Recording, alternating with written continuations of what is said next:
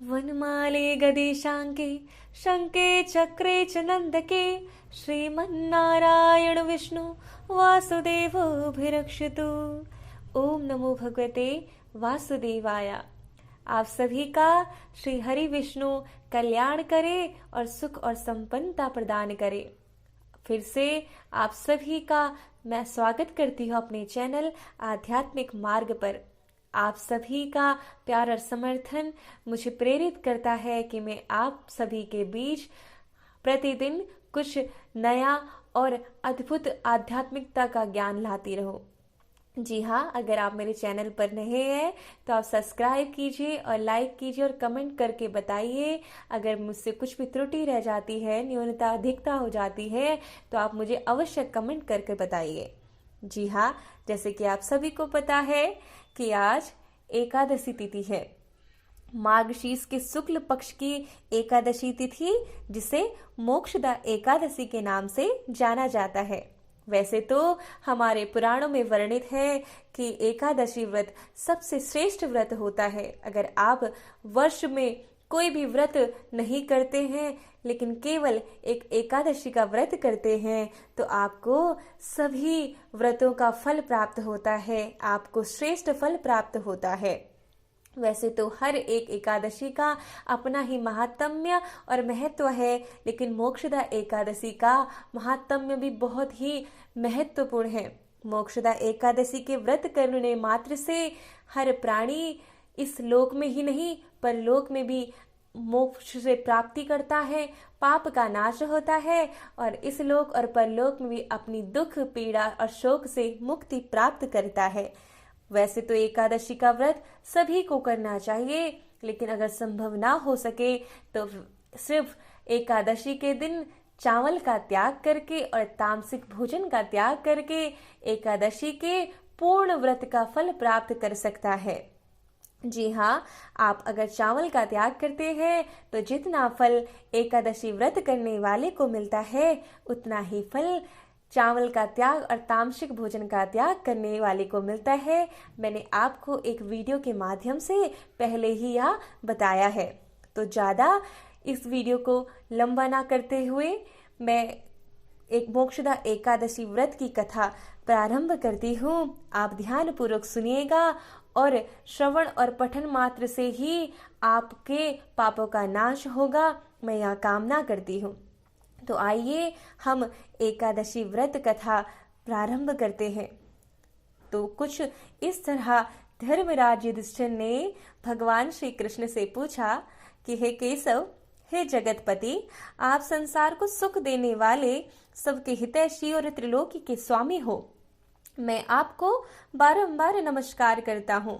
कृपया आप मार्गशीर्ष शुक्ल पक्ष की एकादशी का नाम तथा उसके महात्म्य और पूजन विधि का विस्तार पूर्वक वर्णन कीजिए, आपकी अति कृपा होगी। श्री कृष्ण बोले, हे युधिष्ठिर, यह प्रश्न आपने अति उत्तम किया है। मैं आपसे अनेक पापों का नाश करने वाली मार्गशीर्ष के शुक्ल पक्ष की एकादशी के व्रत का वर्णन करता हूँ। इस एकादशी के को मोक्षदा एकादशी कहते हैं। इसके व्रत के करने से स्वर्ग की प्राप्ति होती है, अर्थात इसके प्रभाव से समस्त पाप दूर हो जाते हैं। इस दिन दामोदर भगवान की पूजा धूप दीप नैवेद्य पुष्प आदि सुगंधित पदार्थों से विधि पूर्वक और स्नेह व श्रद्धा भाव के सहित करनी चाहिए। जैसे कि भक्तों, आप सभी को पता है कि एकादशी व्रत के दिन श्री हरि विष्णु की पूजा उपासना की जाती है, ध्यान किया जाता है। नित्य दिन उनके जागरण, उनकी रात्रि में, उनकी भजन कीर्तन में आपको व्यतीत करना चाहिए। इससे आपको पूर्ण फल की प्राप्ति होती है। जी हाँ, इसके बारे में एक पुरातन कथा है जो श्री कृष्ण युधिष्ठिर से कहते हैं, हे युधिष्ठिर, देशमुख नाम का एक राजा चंपक नामक नगर में राज्य करता था। एक दिन राजा ने स्वप्न में अपने पिता को नरक में पड़ा हुआ देखा। यह स्वप्न देख राजा को बड़ा आश्चर्य हुआ।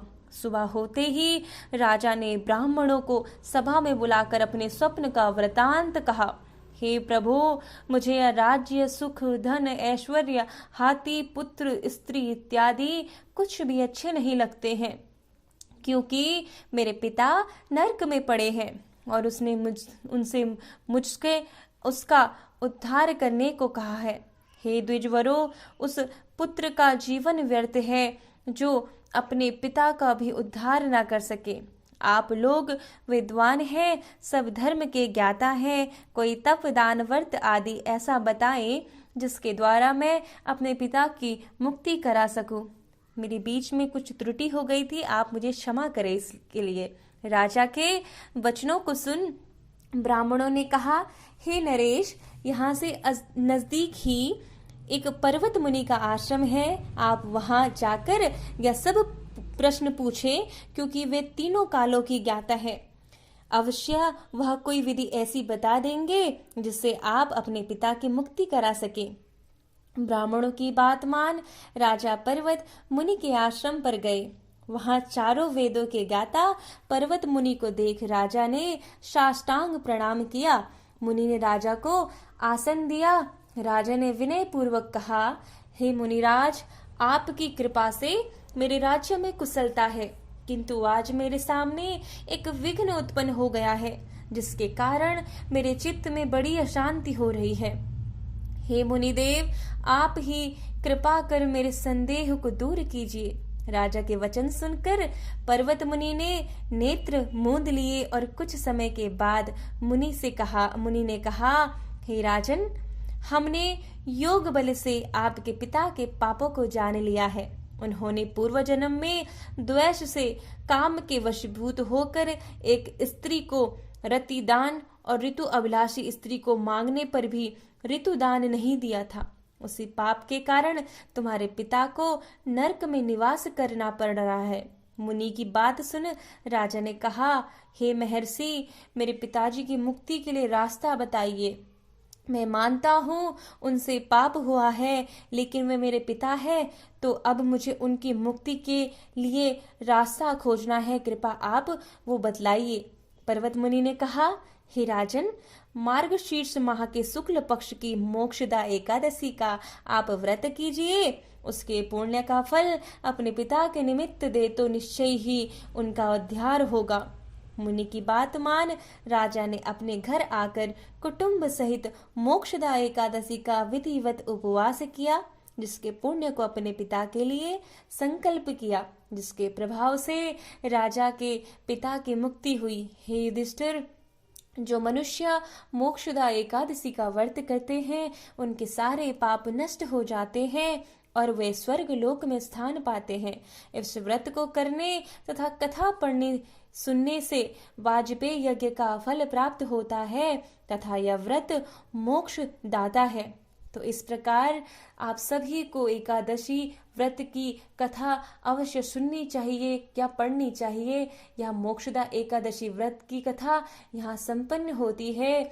आपको अगर आप व्रत करने में असमर्थ हो तो कथा का श्रवण या पठन अवश्य करना चाहिए और तामसिक भोजन और चावल का त्याग कर सके तो आपको पूर्ण व्रत के फल की प्राप्ति होगी। आप सभी का कल्याण हो। श्री हरि विष्णु आपके पापों का नाश करे और आप सभी मोक्ष और मुक्ति को प्राप्त करें। ओम नमो भगवते वासुदेवाय। धन्यवाद आप सभी का।